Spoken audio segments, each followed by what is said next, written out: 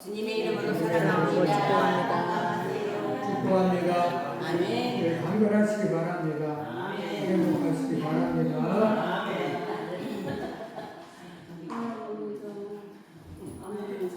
이뻐지시기 바랍니다. 아멘. 오늘은 예수님의 7대 표적 가운데 5번째 시간으로 물 위를 걸으시니라는 제목을 가지고 하나님의 말씀을 성경하려고 합니다. 어느 권사님의 새벽 기도의 내용입니다. 어느 교회에서 새벽 기도가 끝나고 개인 기도 시간에 슬피 울며 기도하는 연세 많으신 권사님이 계셨다고 합니다. 그 권사님의 기도는 너무나 애절하고 힘박했다는 거예요. 하나님 살려주세요. 아버지 살려주세요. 그냥 죽으면 안 돼요.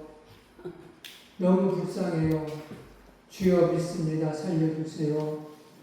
권사님의 그 기도 소리가 얼마나 크고 절실했던지 목사님의 귀에까지 다 들렸다는 거예요. 목사님은 깜짝 놀랐어요. 그리고 권사님 가족 가운데 갑자기 입원을 한 사람이 있거나 4개월 해보는 사람이 있나 보다 라고 생각을 했다는 거예요. 목사님은 권사님 기도가 끝나기를 기다렸다가 다가가서 조용히 물었어요. 권사님, 기도 중에 누구를 꼭 살려달라고 기도했는데 위급한 가족이라도 있습니까? 그러자 권사님이 울먹이면서 목사님 너무 불쌍해요. 꼭 살아나야 해요. 목사님도 기도해 주세요. 라고 부탁을 하더라는 거예요. 그래서 목사님은 그러면 저도 기도할게요. 누가 그렇게 위급한가요? 목사님, 요즘 TV에 드라마 안 보시나요? 가을 동화에 나오는 은서 있잖아요. 죽으면 어떻게 해요? 얼마나 불쌍해요. 근데 싫어요. 누가 꾸미는 일인지는 모르겠지만 너무 웃기기도 하고 또 한편 인생 위기를 대하는 우리의 자신의 태도를 돌아보게 하는 이야기가 될 수도 있다고 생각을 했습니다. 오늘 우리들의 인생의 위기를 만날 때 어떻게 반응하고 있나? 우리들의 인생에 위기를 만났을 때 어떻게 반응하고 있느냐? 라는 것이 매우 중요한 이야기죠. 오늘 저와 여러분들의 그 위기를 잘 대처해야 되겠죠. 주님의 능력으로 위기를 극복한 사건이 오늘 위로 걸어오신 예수님의 사건이죠. 오늘 보면서 우리는 자신들이 노력이나 인간의 힘으로 아니라 주님의 능력으로 위기를 극복하는 시간을 갖게 되는데요.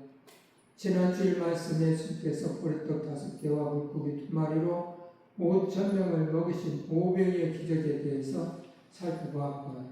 그 기적에 떡을 얻어먹은 군중들도 떡을 나눠준 제자들도 모두가 흥분하면서 오고하기에 충분한 사건이었습니다. 그래서 그 사건 직후 군중들은 예수님을 왕으로 세우고자 동의하기 시작했고요. 그런 분위기를 감지하던 예수님은 조용히 사람들을 떠나 혼자 기도하시기 위해 산으로 올라가셨습니다.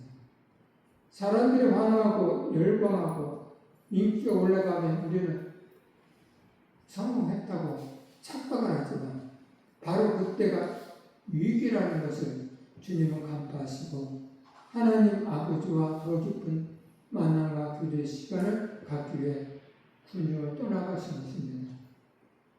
그러나 예수님의 제자들은 들뜬 마음으로 예수님 없이 배를 타고 갈릴리 바다를 건너가서 큰 풍랑을 만나서 죽을 고생을 하던 중 한밤중에 물 위에 걸어오시는 예수님을 통해서 위기를 극복했다라는 것이 오늘 본문의 줄거리죠. 폭풍 전에 16절 17절 말씀 합독할까요?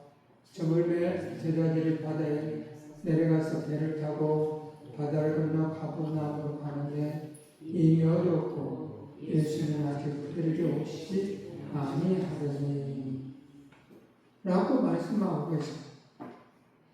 무엇인가 심상치 않은 기운이 느껴지지 않습니까? 폭풍전야 같습니다. 상황이 영 좋지 않다는 것이죠. 문제는 예수님께서 그곳에 함께 계시지 않았다는 데 있습니다. 뭔가 큰 일이 일어날 것 같은 분위기가 인생에서 가장 불안한 때가 언제예요? 예수님께서 함께 계시지 않을 때라고 저는 생각합니다. 예수님이 우리에게 최고로 큰 복이라고 한다고 한다면 내가 너에게 평안을 주노니 이 평안은 세상이 주는 것 같이 아니하니라 라고 말씀하셨습니다. 다시 말씀드리자면 예수님이 우리 안에 계시지 않으면 예수님이 떠나 있는 것이죠. 그러면 얼마나 불안하겠어요. 염려, 근심, 얼마나 그런 것들이 내 마음을 엄습해 오면서 나를 힘들게 하지 않을까요? 오늘 예수님은 늘 함께 있기를 원하시거든요. 제자들은 예수님과 함께하는 것을 예수님의 뜻인 줄 알지 못하고 자기들의 생각과 자기들의 현상만 가지고 예수님을 따라다녔다. 보리떡 5개와 물고기 2마리의 그 엄청난 기적의 사건을 바라보면서 예수님을 따랐을 뿐이에요. 믿음이라는 것이 뭔가요? 여러분들 한번 생각해 보셨나요? 저는 늘 궁금해요. 믿음이 뭘까? 믿음이 뭘까? 오늘 가버나움으로 가는 이 배에서 풍랑을 일었을 때 제자들은 무서워서 벌벌벌 떨고 있었고요. 예수님이 오셔서 구원해 주신 사건이 일어나는데요. 다른 복음서에서는 이들에게 나무라시는 말씀이 있어. 그 나무라시는 말씀이 뭐냐면 믿음이 없는 자들아 하면서 나무라시. 이 믿음이라는 것은 예수 그리스도를 내 마음에 영접하는 것. 다시 말하면 예수 그리스도 그 육체만 영접하는 것이 아니고 그분의 능력까지 다 영접하는 것. 그분과 함께 하시면 이 세상에 모든 것이 하나도 없고 그분이 해결해 주시면 모든 일들이 다 해결받을 수 있다. 라는 사실을 믿는 믿음이 있을 때에 제자들은 이 풍랑이 일어났을 때 두려워하지 않았을 거예요. 조금 전에 5명의 사건을 봤을 때 주님은 못할 것이 없어. 주님이 여기 계시지 아니하시지만 우리 마음속에 있어. 우리를 쳐다보고 있어. 라는 믿음이 있었다라고 한다면 이 제자들은 두려워하지 않았을 거예요. 근데 안타깝게도 예수님이 없었다는 거예요. 그들 마음속에 예수를 믿는 믿음이 없었다는 거예요. 오늘 저와 여러분은 그럴 수가 있어요. 12사도 제자나 2만 명이 넘는 숫자의 보리떡 5개와 물고기 2마리를 먹었던 많은 군중들이나 똑같다라는 거예요. 예수 그리스도를 믿는 믿음이, 그분의 능력을 믿는 믿음이 없다고 한다면 똑같다라는 거예요. 그리고 자기 자신을 특별한 존재라고 생각하겠죠. 나는 예수님의 12 제자야. 특별히 생각하겠죠. 하지만 주님 편에서 봤을 때는 똑같다. 저들이나 너희나 똑같다. 믿음이 없는 것은 똑같다. 하시니 마무리하신다. 오늘 저와 여러분들은 이 제자처럼 살아서는 안 되는 거예요. 사사시대의 이야기죠. 사사시대에 악순환이 있습니다. 그때 이스라엘에 왕이 없으므로 사람이 각기 자기 소견에 좋은 대로 행하였더라 라고 말해요. 왕이 없으므로 자기 소견대로 행했다. 이런 말 있죠. 각자 도생. 각자 도생이라는 말이 그때는 유행했어요. 이 사사시대도 왕이 없으므로 제가 그 살 길을 도만시대가 사사시대라는 거예요. 그런데 사실 사사시대에도 왕은 있었어. 하나님께서 왕이셨거든요. 이스라엘 왕은 하나님이시더라. 그런데 사람들은 왕이신 하나님을 왕권을 인정하지 않고 하나님의 통치를 받지 않고 각자 자기 속인에 오는 대로 행하였다는 거예요. 그래서 그 시대가 바로 사사시대인데 이 사사시대는 12 선지자들이 있으면서 하나님의 은혜를 느끼기도 하고 하나님의 노도 임하게 하고 나중에 이들이 하는 말이 우리에게 왕을 주소서 왕을 주소서. 그래서 첫 번째 왕이 사울왕이다. 오늘 저와 여러분들이 꼭 육신의 뭔가를 보여주는 그런 것을 원합니다. 하나님의 왕이신데 그 왕이신 하나님을 믿으면 될 텐데 그 하나님 왕을 믿지 아니하고 오늘 저와 여러분들 마음속에 다른 왕들은 있지 않습니까? 물질이 왕도 있지는 않습니까? 또는 건강이 왕도 있지는 않습니까? 또 여러분들의 시간이 왕도 있지는 않습니까? 하나님보다도 더 귀하게 생각하고 있다고 하는 것들이 있다고 한다면 그게 왕이에요. 어떤 사람 자식이 왕의 경우도 있고 어떤 사람 부모가 왕의 경우도 있습니다.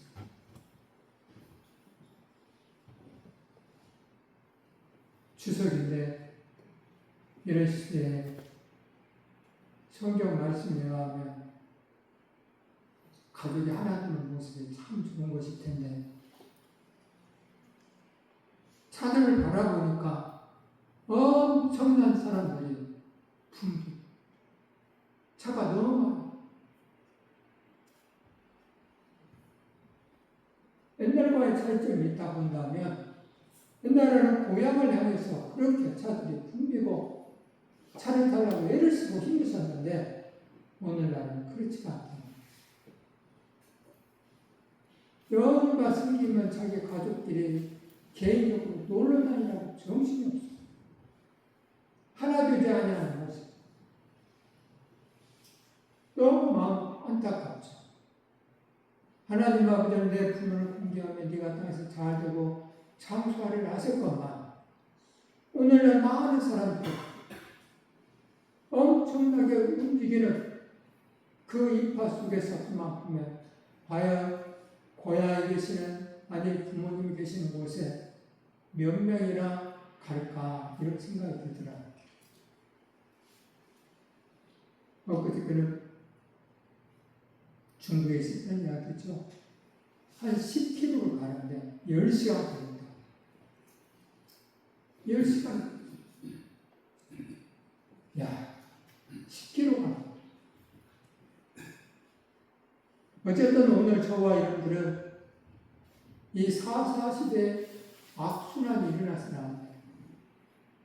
하나님이 계셨다, 안 계셨다, 이러면 안 된다. 하나님 아버지를 우리의 왕이라고 모시고 섬기고 살아야 된다. 하나님께서 계시지 않은 나라는 무질서하고 혼란할 수밖에 없어요.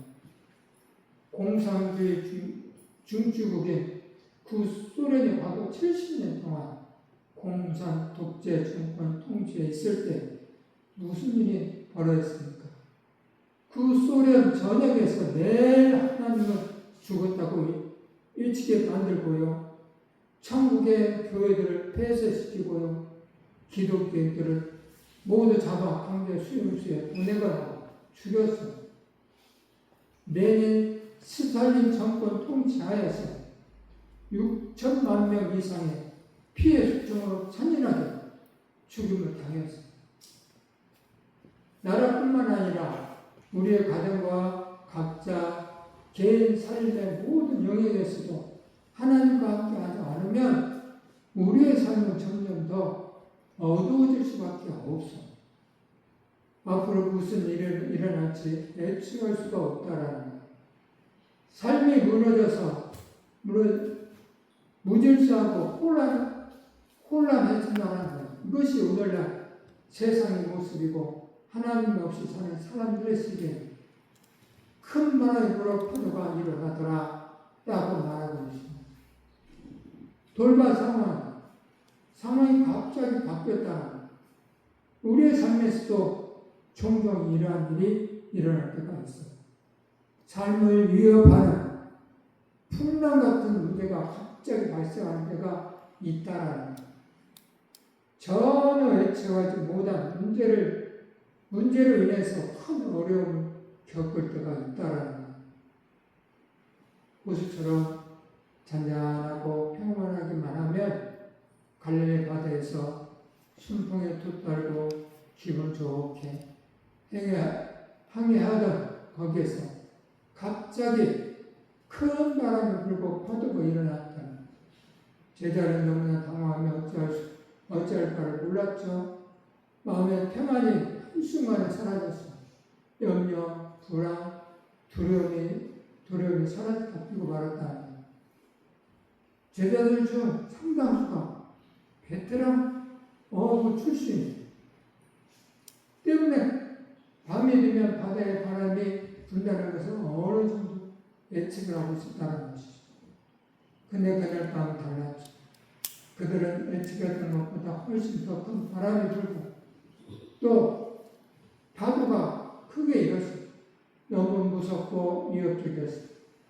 12명이 저 타고 가던 자그마한 배는 성난 바람 앞에 금방이라도 뒤집혀서 파산할 것만 같은 죽음의 공포가 밀려왔다는. 여러분, 인생이 그렇게 호락호락하지 않죠. 인생을 살다 보면 마치 우리를 집어삼킬 듯이 죽일 듯이 공격하는 것들이 있다는 거예요. 그 모든 것들을 오늘 우리들은 예수 그리스도를 믿음으로써 물리쳐요. 우리 인생에 큰 바람이 불고 파도가 일어난다고 생각할 때에 어찌할꼬 염려하지 마시고 주님이 우리에게 말씀하신 말씀처럼 내 이름으로 기도하라. 내가 응답하겠다 말씀했으니까 그 주님 앞에 다 맡기는 저와 여러분들이 되기를 바랍니다. 또 오병의 기적, 풍랑, 물 위를 걸으신 사건들을 바라볼 때에 오늘 우리들은 뭘 듣겠습니까? 이 이야기 무슨 일입니까? 어제의 기적을 경험한 것으로 오늘날 살 수 없다는 것을 이야기하고 있는 거예요. 이제 아무리 엄청난 기적을 체험했다고 해도 어제 기적을 경험한 것으로 오늘을 살 수 없다는 것은 이야기하는 거예요. 그러면 예수님은 뭘 요구하고 계십니까? 이게 중요하겠죠. 기적이 중요한 것이 아니라 네가 나를 믿냐? 이게 문제가 돼요. 네가 나를 신뢰하냐? 이게 문제가 돼요. 네 마음의 문을 열며 내가 들어가서 너와 함께 하겠다 라고 했을 때에 우리 마음의 문을 열어서 주님이 내 안에 계심으로 해서 그 능력과 함께 평안을 누리면서 살아야 합니다. 그 주님을 내 안에 모시지 않으면 아무것도 안 된다. 오늘 저와 여러분들이 이 오병의 기적이 문제가 아니라 풍랑에서 구원받은 기적의 문제가 아니라 우리들 마음속에 주님을 모시고 있는가, 이게 우선순위로 생각을 해야 돼요. 기적의 유효기가 너무너무 짧다라는 거예요. 은혜는 어떤 받은 은혜는 짧아요. 잊어버려요. 그러나 지혜로운 사람들은 그 은혜를 기억해요. 그렇게 해서 유지하려고 노력을 해요. 여러분들이 잠을 잔다는 것이 깊은 수면을 취한다는 것이 얼마나 큰 은혜인지.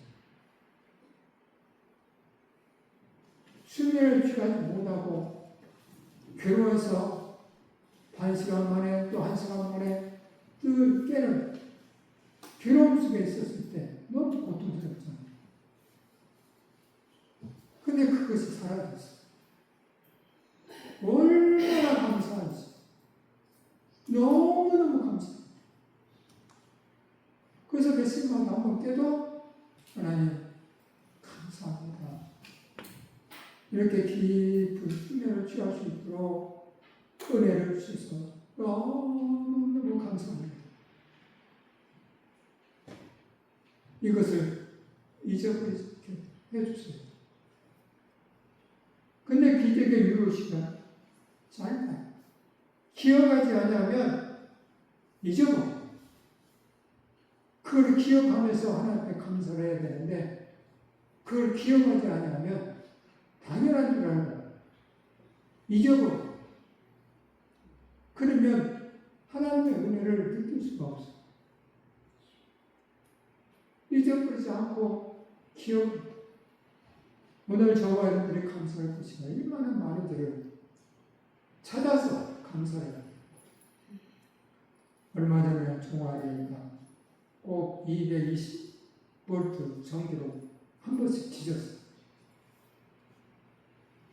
순간순간만 한 번씩 꼭 지져.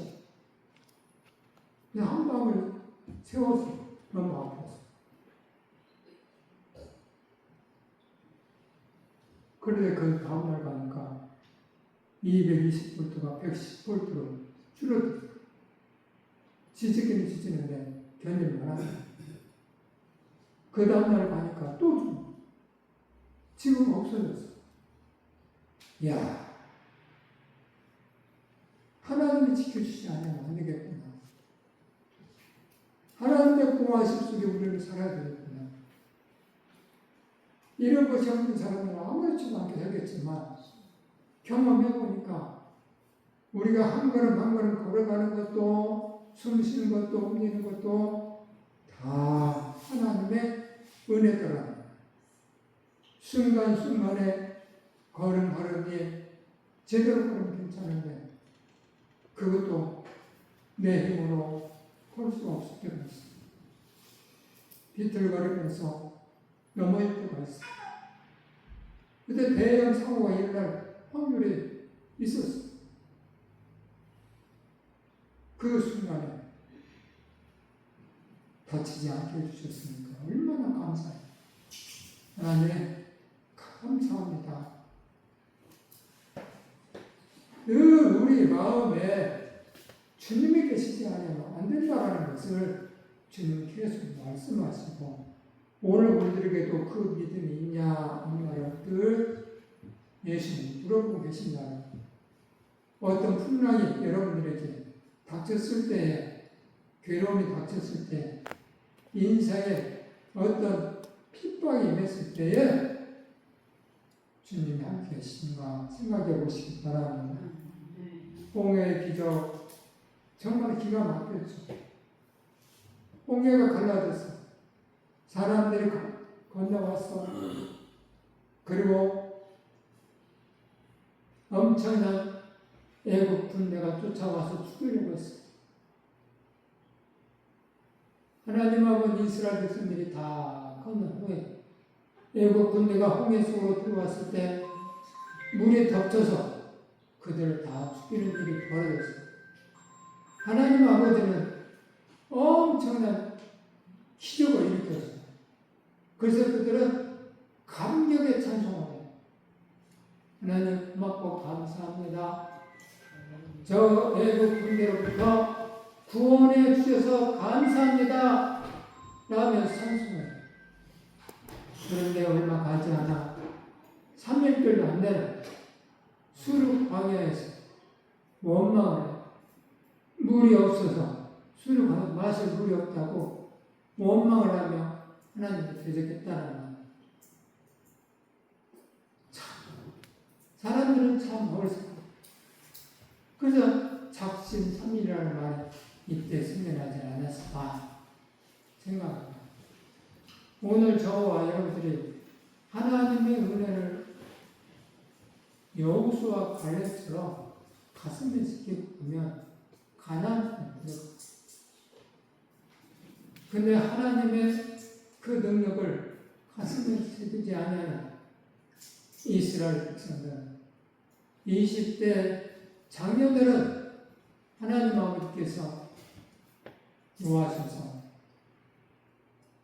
가데스가 광야에서 40년 동안 뱅글뱅글 돌게 해서 다 정리하고 그 당시에 이때 이하의 사람들을 데리고 가서 가나안 땅을 인도로 하셨습니다. 작심삼일에 그런 하나님의 강력을 잊어버리지 않는 늘 간이하고 있어야 하는 거죠. 예수님의 제자들도 불과 몇 시간 전에 예수님이 500의 기적을 행하시는 것을 보았어. 그러나 큰 바람이 불고 파도가 일어나니까 그것을 까맣게 잊어버렸어요. 그들은 예수님을 따라다녔을 뿐 예수님을 마음에 모시지 않았다는 것을 이해해야 합니다.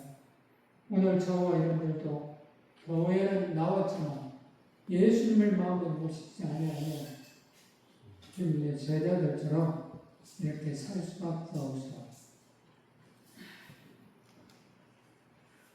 카를 육스라는 사람 이야기에 어떨까요? 우리가 천국에 가면 하나님께서 우리의 기도에 응답하지 않은 것에 대해 감사하는데 많은 시간을 보낼 것이다 라고 이야기했어요. 이 말이 뭐예요? 많은 시간. 제자들이 놀죠. 몇 시간쯤 가다가 따고 위에 있는데 풍랑이 일기 시작하자 제자들은 노를 저어서 10여리쯤 갔어. 꽤 많이 나갔다는 거예요.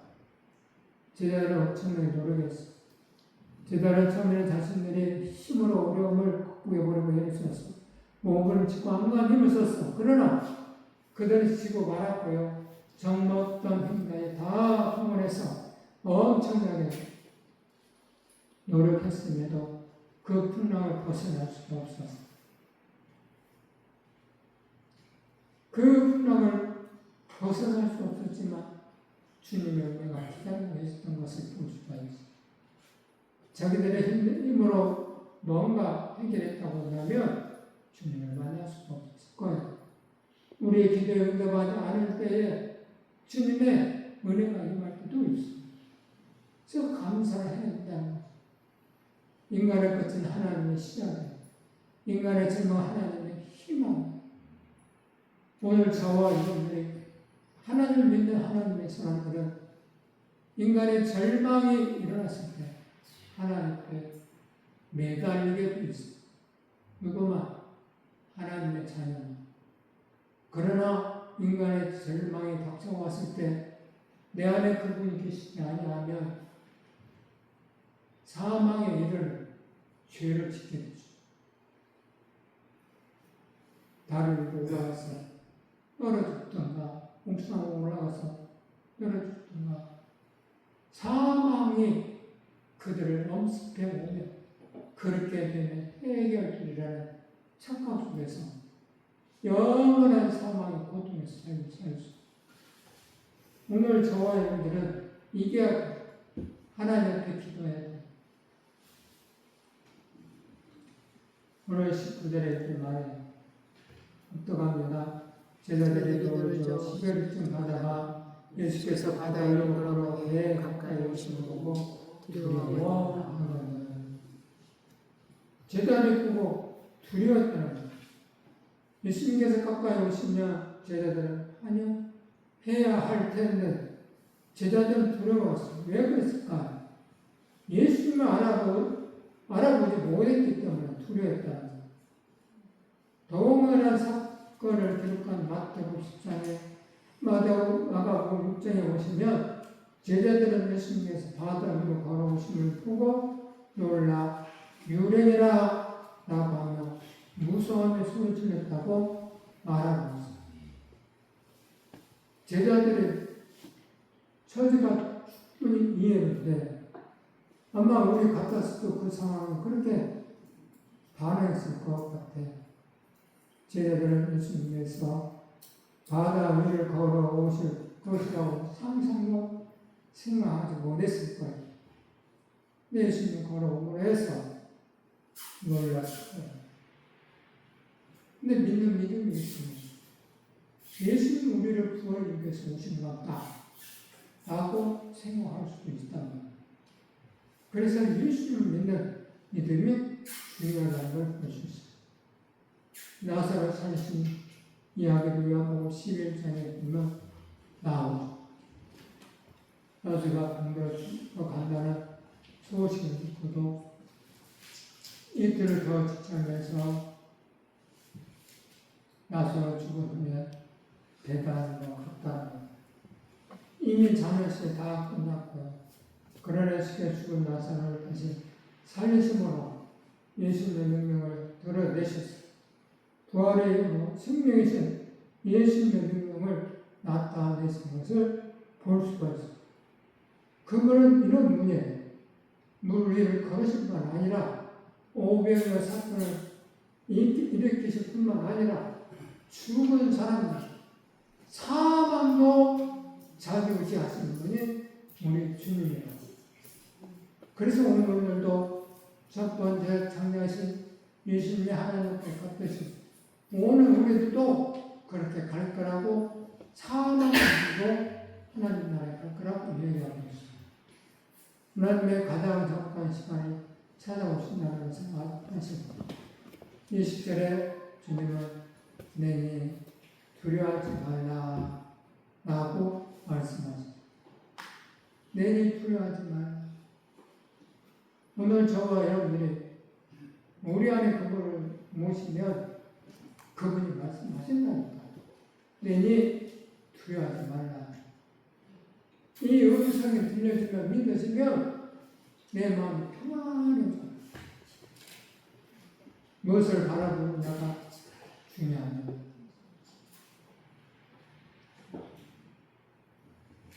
주여 만일 주님이시거든 나를 위하사 물 위로 오라 하소서.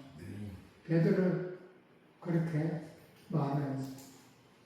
만일 주여 만일 주님이시거든 하면서 그러나 이 베드로가 그 주님의 말씀이 앞으로 갔지만 그 다음에 뭘 봐요? 현상을 봐요.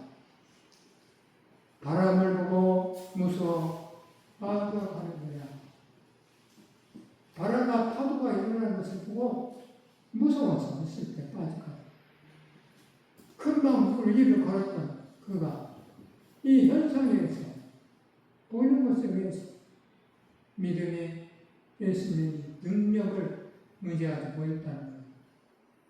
오늘날 우리도 이 베드로처럼 이렇게 살 수가 있어요. 어떤 현상이 닥쳐오면 그 현상 때문에 묻지 않고 오늘 우리들은 믿음의 사람이에요. 믿음으로 모든 것을 바라봐요. 하나님 아버지는 머리털 하나까지 세심만 두셨다고 해요. 그래서 늘 생각해요. 이 모든 일들 속에는 하나님의 계획하심이 들어있으니 하면서 감사하면서 살아요. 이게 믿음이에요. 그랬을 때 기적이 일어나는 것이죠. 예수님 우리 일상 가운데 찾아오시는 것이 가장 중요한데 예수님 찾아오고 싶어. 오늘 저와 여러분의 마음에 문을 놓고 하고 계십니다. 그래서 네가 열면 내가 들어가서 너와 함께 마시리라 말씀하십니다. 주님이 오늘 우리들을 마음속에 오셔서 함께 삶을 동행하는 저와 여러분을 주셔서 하나님의 은혜 속에 40일을 주님의 이름으로 축복합니다. 아멘.